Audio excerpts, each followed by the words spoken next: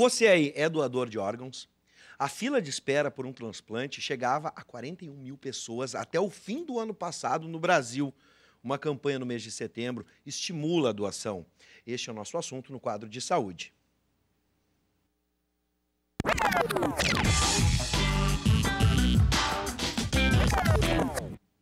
Está com a gente o cirurgião de transplante pulmonar da Santa Casa, Spencer Camargo. Doutor, seja muito bem-vindo.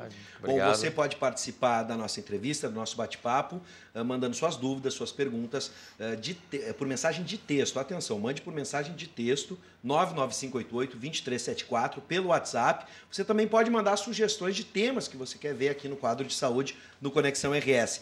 Mais uma vez, doutor, seja bem-vindo. É um prazer. Eu vou pedir aqui uma ajuda. Segundo os dados da Associação Brasileira de Transplante de Órgãos, em 2016, no ano passado, o Brasil atingiu o recorde de doadores efetivos, 2.983, o que representa, né, vamos botar assim, um percentual da população, um percentual... Percentual importante da população, né? Isso, um percentual importante. Só que apesar dessa alta, desse crescimento, o Brasil ainda é o país com uma fila. E aí é que assusta, porque a gente tem doadores efetivos 2 mil, quase 3 mil, vamos arredondar assim, e a gente tem 41 mil pessoas estão esperando, 41 mil pessoas, né, estão esperando por uma cirurgia, estão precisando disso. E eu fico pensando... Como é que a gente traz esperança para essas pessoas? Isso, né? Como equalizar isso, né? Para quem está na espera? O Brasil vem trabalhando muito a questão do transplante. O Brasil é um país importante em transplantes realizados e vem trabalhando muito a questão do número de doadores. Essa questão de número de doadores é um ponto importante porque isso classifica um país no quesito de educação, de comportamento social, né? Já que a gente sabe que a doação é algo fundamental para a sociedade. Né? A doação é um ato da sociedade para a sociedade. Né? Digamos que o Estado, as centrais, elas regulam isso, mas é um ato que a sociedade faz em pró de alguém que ela não conhece também na sociedade.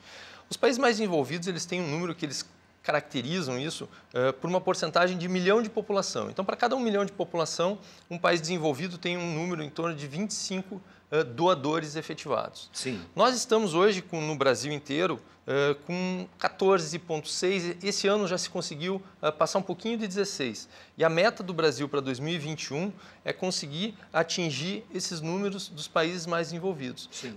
Como nós temos o Brasil como um país muito heterogêneo, nós temos alguns estados que têm números muito superiores a esses países mais envolvidos. Santa Catarina é um estado que vem trabalhando muito a questão da doação, hoje é uma referência no Brasil inteiro, então nós temos essa disparidade ainda no Brasil. Mas o Brasil vem trabalhando bastante e isso é fundamental para que a gente possa, de fato, diminuir a lista de pacientes que ainda é muito superior ao que a gente consegue, o que existe de doadores. Né? O senhor associou o fator à educação, à informação. O principal problema é esse? É a falta de informação? Ou tem outros fatores? Eu acho que são múltiplos fatores, né? Mas a informação, a educação, ela é fundamental. Quando a gente conversa a respeito do transplante, o transplante, para existir, ele precisa do doador.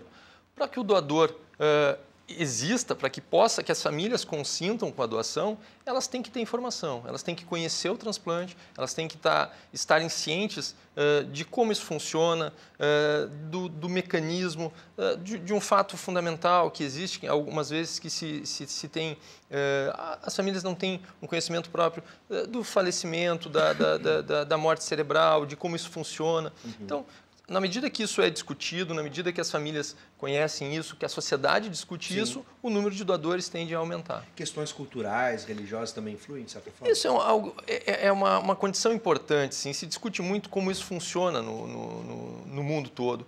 Mas, mesmo se nós deixarmos de lado isso, se nós trabalharmos na questão de educação, independente de cultura, independente de religião, a gente vê que as famílias tendem a doar mais.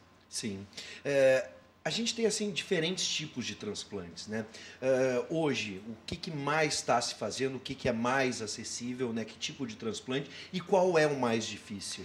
O transplante mais realizado é o transplante de córnea, né? Ele é o transplante mais realizado, por uma questão até, é mais fácil, digamos, a própria doação da córnea. A doação da córnea ela pode ocorrer após o que a gente fala do falecimento, da parada cardíaca total, o que não acontece na maioria dos outros órgãos. Então, seguido de córnea, rins, fígado, coração, pulmão, mas todos esses órgãos ainda estão no número aquém do que a gente precisa. O ano passado, o Brasil teve cerca de 15 mil transplantes de córnea, 5 mil transplantes de rim, 1.000 transplantes de fígado, 92, se eu não me engano, transplantes de pulmão, o que é um número razoável, se a gente imaginar, mas se nós pegarmos na questão do pulmão, o Brasil teria uma necessidade estimada de cerca de 1.600 transplantes por ano, né? E nós fazemos menos de 100. O que significa isso? Que nós temos uma parcela grande da população que não está se beneficiando, não está chegando, não está tendo acesso a uma terapia que poderia salvar sua vida. Se isso acontece no pulmão, acontece no coração, no fígado, em todos os demais órgãos. Hoje, qual é a maior demanda? Para a gente ter uma maior demanda, ela também se relaciona a esses órgãos. É córnea e rim. São os órgãos que têm a maior lista. Bom, a gente tinha a polêmica aquela do declarar-se doador e depois a decisão final da família. Isso mudou um pouco? Hoje, como é que está essa relação? Independente do desejo, obviamente que a doação ela acontece de uma forma muito mais tranquila para a família no momento em que isso é comunicado, no momento em que a pessoa discute e se declara, tem o desejo de doar. Mas a doação, para ser efetivada, ela depende do consentimento familiar. Sim. Né? O indivíduo pode se declarar doador, e se no momento de um falecimento, se a família não concordar, se respeita esse desejo, na verdade, né? Nesse momento que são as pessoas... Já falar com a família a partir de agora. O importante é que se discuta, né? Eu acho que a gente, algumas vezes há um receio no tema do transplante, mas essa condição é importante. O transplante, ele basicamente, ele acontece no momento em que nós temos um desfecho, né, de um paciente que teve a morte encefálica. Nos países, qualquer país desenvolvido, ou mesmo nós que temos um índice até alto por questões de violência, de acidentes, né, a necessidade de que isso seja utilizado, que a gente possa, com esse evento que é triste, pode beneficiar um número grande de pessoas. Então, essa discussão, ela... Existe essa relação, uma vida pode salvar tantas Pode salvar outras. Várias pessoas, Sem né? dúvida. Há uma propaganda que a gente tem uma ideia, uma vida pode salvar em torno de 8 pessoas. 8 né? Pessoas, e isso sem considerar a possibilidade de uso de alguns tecidos. Agora, doutor Spencer, na capital gaúcha, o Hospital Dom Vicente Scherer, parte do complexo da Santa Casa, do qual o senhor faz parte, realiza cerca de 500 transplantes por ano. Dá para a gente dizer assim que hoje, e sendo que esses transplantes, 90% são realizados pelo SUS, dá para a gente dizer que a gente é referência, pelo menos nesse aspecto? O Dom Vicente Scherer, ele foi o primeiro centro de transplantes da América Latina, um hospital que tem toda a sua origem e a sua cultura voltada ao transplante, né? Então, isso é uma coisa fundamental. E o Brasil, em número absoluto, ele é o segundo país no mundo em número absoluto de transplantes e é o país em que tem o maior número de transplantes realizados pelo sistema público de saúde, né?